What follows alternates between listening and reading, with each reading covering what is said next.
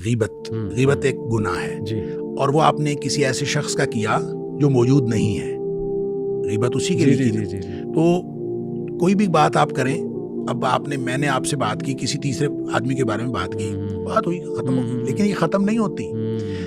نبی اکرم صلی اللہ علیہ وسلم نے اس وقت جب حضرت عائشہ صدیقہ رضی اللہ تعالیٰ عنہ نے حضرت صفیہ کے بارے میں رضی اللہ تعالیٰ عنہ کے بارے میں یوں اشارہ کر کے بتایا تھا نا کہ یہ چھوٹے قد کی ہے، تو نبی کریم صلی اللہ علیہ وسلم فرمایا تھا عائشہ تم نے اتنا بڑا گناہ کیا ہے کہ اگر اس کو سمندر میں ڈال دیا جائے تو پورے سمندر کا رنگ بدل کے رکھ دے۔ اس کا مطلب یہ ہے کہ ہم جو بھی اس طرح کا گناہ کرتے ہیں جس کا تعلق کسی بھی دوسرے فرد کے ساتھ ہے تو وہ گناہ معاشرتی امپیکٹ رکھتا ہے، یہ ہو نہیں سکتا کہ اس کے معاشرتی اثرات نہ ہوں۔ اس لیے آپ کا گھر، آپ کے بچے، آپ کے اہل خانہ اور آپ کے رشتہ دار سارے کے سارے اس سے متاثر ہوں گے with the passage of time. وہ ون وے اور دا ادر کوئی نہ کوئی مسائل آپ کو ہوتے رہیں گے جب آپ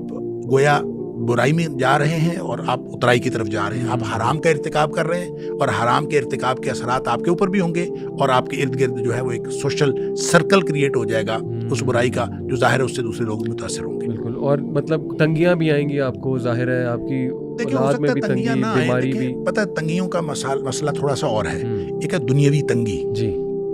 دنیاوی تنگی ضروری نہیں ہے کہ آئے، اب کفار بھی تو ہیں، ان کو بھی تو نہیں آتی، بہت سارے بے دین لوگ ہیں ان کو کوئی تنگی نہیں آتی، بظاہر وہ ان کو بعض اوقات بیماری بھی نہیں ہوتی، اور اس طرح کے لوگ ہوتے ہیں ان کو کوئی تنگی دنیاوی تنگی نہ آئے۔ ہم اصل میں تنگی کو کیلکولیٹ کرتے ہیں دنیاوی اور میٹیریل تنگی سے،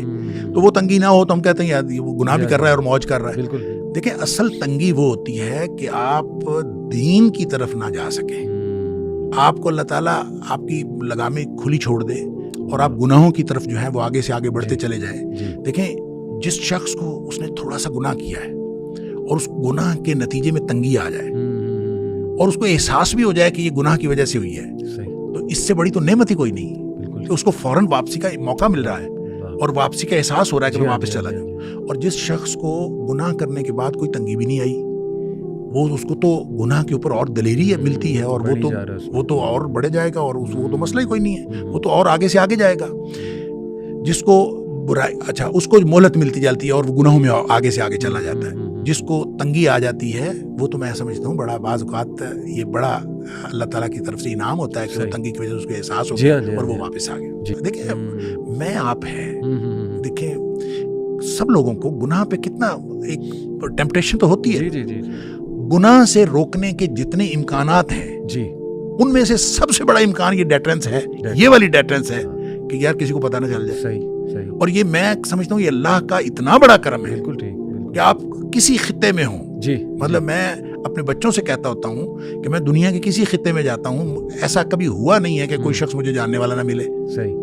تو پھر میرے پاس گناہ کرنے کی جگہ کون سی ہے؟ تو کتنی بڑی اللہ تعالیٰ کی نعمت ہے، اس کے بعد آپ کو یعنی کر نہیں سکتے، شکر اللہ کا۔ تو باوجود اس بات کے کہ آپ کے اندر جو ہے ایک احساس موجود ہے، ایک اس کی ڈیزائر موجود ہے، اور اس ڈیزائر کو آپ اوور کم کر رہے ہیں، اوور کم کرنے کے لیے اللہ نے انعامات دے دیے ہیں، اللہ تعالیٰ نے آپ کو اس طرح کا پوزیشن ایسی دے دی ہے، معاشرے کے اندر ایسی پوزیشن دے دی ہے کہ آپ کچھ کر نہیں سکتے، تو اللہ کا شکر ہے۔